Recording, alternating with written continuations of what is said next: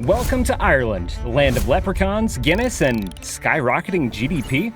Yep, you heard that right. Ireland is now one of the richest countries in the world with a GDP per capita of over $103,000, higher than the US, Norway, Singapore, and Qatar, and double that of its former ruler, the UK. But before you pack your bags for this economic wonderland, let's dig a little deeper. Spoiler alert, it's not all rainbows and pots of gold. To understand how Ireland transformed from Europe's potato patch to Silicon Valley's favorite tax haven, we need to rewind to the 1840s. Ah yes, the Great Famine. This wasn't just bad luck, it was catastrophic. Over 1 million people died and 2 million said goodbye to the Emerald Isle. That's 25% of the population gone. Ireland's population took longer to recover than it takes to perfect a proper Irish stew, 165 years to be exact. Fast forward to 1922. Ireland finally broke free from British rule. Well, mostly. But freedom came with a hangover-sized headache. The economy was about as stable as a three-legged bar stool. Infrastructure? Wrecked. Debt? Sky high. Jobs? As rare as a sunny day in Dublin. By the late 1980s, Ireland wasn't just the sick man of Europe, it was the guy who showed up to work still wearing last night's clothes. The 1980s were so grim that Ireland's main export wasn't whiskey or wool, it was people. Unemployment hit 17%. Inflation was doing its best rocket impression, and the population was shrinking faster than a wool sweater in hot water. The Irish were leaving in droves, mostly for the US and UK, looking for better opportunities. Then 1987 rolled around and Ireland decided to play a different game. They slashed taxes like they were prices at a closing down sale and rolled out the red carpet for foreign investment.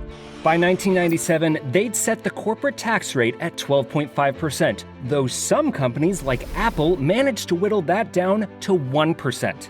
Ireland basically became the corporate world's favorite discount store. Suddenly, Ireland was the hottest ticket in the EU. Tech giants came rushing in like it was happy hour. Dell, Microsoft, Google, Apple, you name it. Today, over 1,000 international corporations call Ireland home, probably because it's cheaper than actually paying their taxes. By 2017, American companies alone were responsible for 25% of private sector jobs, 80% of corporate tax revenue, and nearly 50% of income tax. The Irish economy went from farming potatoes to farming data centers. The 1990s and 2000s were Ireland's rockstar era. GDP growth rates bounced between 6% and 11%, earning Ireland the nickname Celtic Tiger, though Celtic tax haven might have been more accurate. Ireland transformed from a country where tech meant a new tractor to a place where even your local pub probably has a blockchain. But then, 2008 happened, and the party crashed harder than a wedding after the free bar closes. The property bubble burst, sending Dublin house prices tumbling by over 50%. Banks collapsed, and unemployment surged once again. Ireland needed a €67.5 billion bailout from the IMF and the EU to survive. It was a rough landing for the Celtic Tiger, but Ireland bounced back quickly, reinforcing its strategy of attracting foreign investment. By 2015, things got properly weird. Ireland reported 26% GDP growth in 1 year, a number so ridiculous even China's statisticians would blush. What happened? In early 2015, Apple moved €335 billion worth of intellectual property to Ireland. This corporate shell game created such a massive statistical headache that Ireland's GDP numbers looked like someone had put in an extra zero by mistake. The IP assets were classified as capital investments, apparently taking accounting cues from Leprechaun logic, causing the GDP to jump by 26.3% that year. Later, the Irish even had to adjust the number up to an eye-popping 32.4%. Economists like Paul Krugman dubbed it Leprechaun economics. It's a perfect reminder that GDP, while interesting and sometimes helpful, definitely isn't the ultimate way to gauge economic health. I mean, did the Apple accounting trick suddenly make Irish people 26% richer? Really? No way! The Irish were smart enough to start using the modified gross national income, GNI, to exclude these phantom profits. In July 2024, the Irish Central Statistics Office reported that their modified 2023 GNI was just 57% of their GDP, so the actual per capita income was around 54,000 euros. In most countries, the difference between GDP per capita, total economic output per person, and the GNI per capita, income actually staying in the country, is minor, practically a rounding error.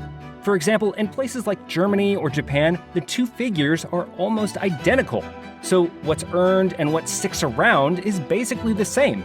But in Ireland and Luxembourg, it's a whole other story.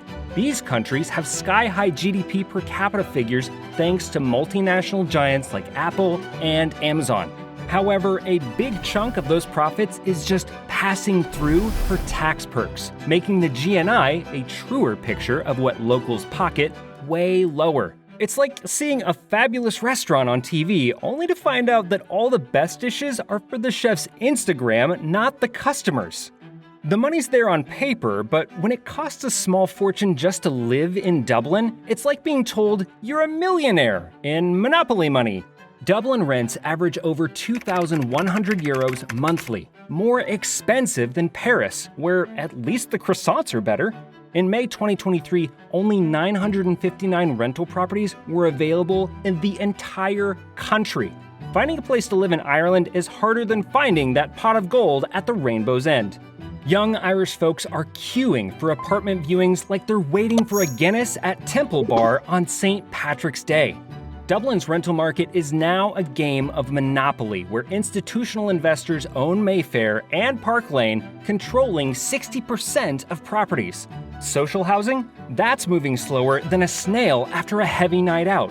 No wonder 7 out of 10 young Irish people are thinking of leaving.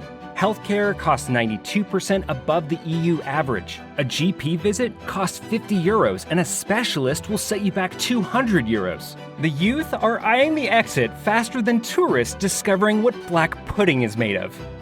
The 2024 Sign of the Times survey by Ipsos B&A reads like an Irish horror story, minus the ghosts, but with plenty of vanishing money. A whopping 60% of Irish people report having less cash than last year, while only 12% saw their finances improve. The survey shows 62% are getting by, while 1 in 5 are struggling, and just 17% are living comfortably. Prices are climbing faster than a Dublin landlord's expectations. Groceries up 15%. Utilities surging 25%. And this is happening while Ireland is supposedly having its best economic performance since someone invented Guinness. Record tax receipts, full employment, packed restaurants, and enough construction cranes to form their own skyline. Yet somehow, most people's wallets feel lighter than a leprechaun's footsteps. As for buying a house, well, 87% agree it's about as attainable for the younger generation as finding a four-leaf clover in a haystack. Meanwhile, the government's sitting on a budget surplus like a dragon on its gold, terrified of another 2008-style hangover.